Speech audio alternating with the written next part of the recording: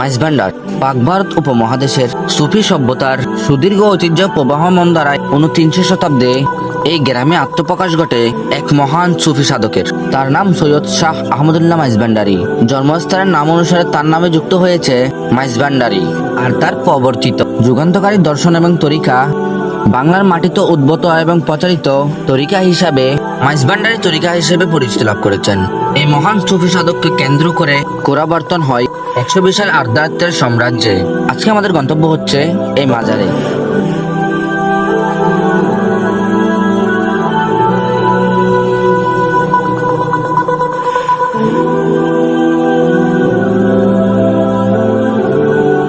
আসসালামু আলাইকুম বন্ধুরা, তো আজকে চলে এসেছি আমরা মাইজভান্ডার, চট্টগ্রামের বিখ্যাত একজন অলি, যে অলি নাম না নিলে চট্টগ্রাম খালি খালি লাগে।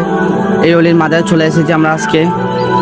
তো আমি এখন আছি বর্তমানে চট্টগ্রাম ফটিকছড়ি, আর আমার পিছনে আছে একটি রওজা, যেটি হচ্ছে চট্টগ্রামের বিখ্যাত একজন অলির মাজার।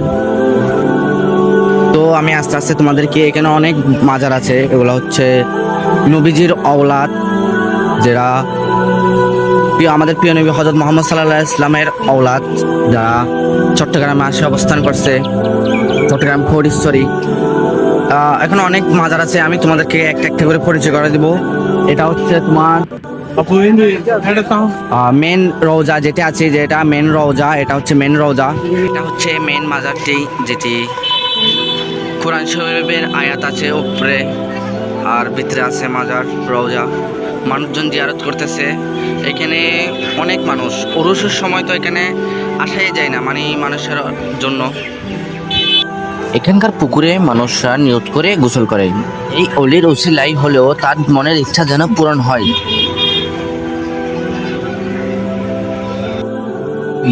গাউসুল আজম মাওলানা সৈয়দ গোলাম রহমান এর রওজা শরীফ।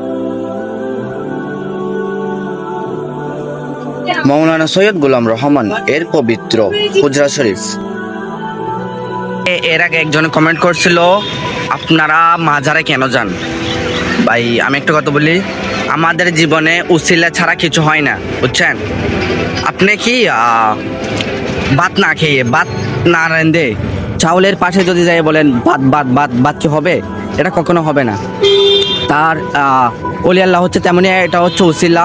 আল্লাহকে পাওয়ার জন্য উসিলা, একটা উসিলা লাগে, মানুষের উসিলা লাগে। উসিলা ছাড়া কিছু হয় না আমাদের জীবনে। অনেকে ওলি আল্লাহ বিশ্বাস করেন না, তাদেরকে কিছু বলার নাই আমার। এগুলা ছাড়া আমাদের বাংলাদেশ। এটি হচ্ছে শফি বাবার রওজা শরীফ, যেটি মদিনার মতো দেখতে। এটি হচ্ছে বিশ্ব অলি জিয়াউল হক শাহ মাইজভান্ডারী, যার অনেক কেরামতির মধ্যে উল্লেখিত কেরামতি হচ্ছে তেল ছাড়া গাড়ি চালিয়েছে তিনি তেল ছাড়া গাড়ি চালিয়েছেন। তিনি বিশ্ব অলির উপাধি পেয়েছেন।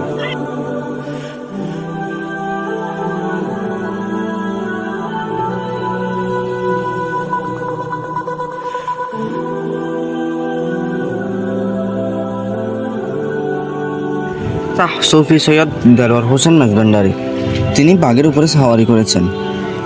তিনিও একজন অন্যতম অলি।